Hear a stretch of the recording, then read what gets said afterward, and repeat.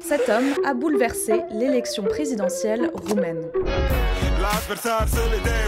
Călin Georgescu est arrivé en tête au premier tour avec près de 23% des suffrages lors du scrutin de ce 24 novembre. Il doit affronter au second tour Elena Lasconi, maire centre-droit d'une petite ville. Et ça, les sondeurs ne l'avaient pas du tout vu venir. Le grand favori, c'était le premier ministre pro-européen, Marcel Ciolacu, mais il arrive finalement en 3e position. Les sondages prévoyaient un duel entre lui et le candidat d'extrême droite, George Simion, qui termine finalement à la 4e place.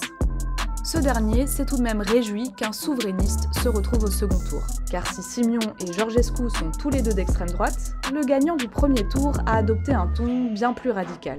Jamais donné au-delà des 8% des voix, Călin Georgescu n'a pas de parti politique et a délaissé la télévision pour les réseaux sociaux, en faisant notamment campagne sur TikTok. Bucuria lor îmi dădea și mie dorința de a trăi astfel de sentimente.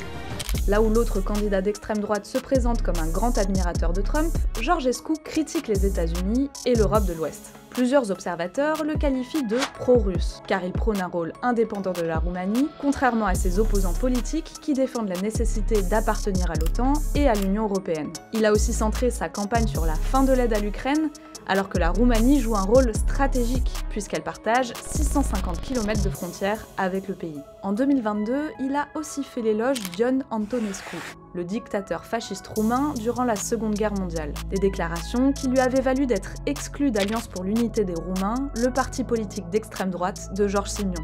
La Roumanie avait jusqu'ici résisté aux postures nationalistes. Avec plus de 35% des suffrages en faveur d'un candidat d'extrême droite, le pays a donc opéré une bascule, quel que soit le résultat du second tour du 8 décembre.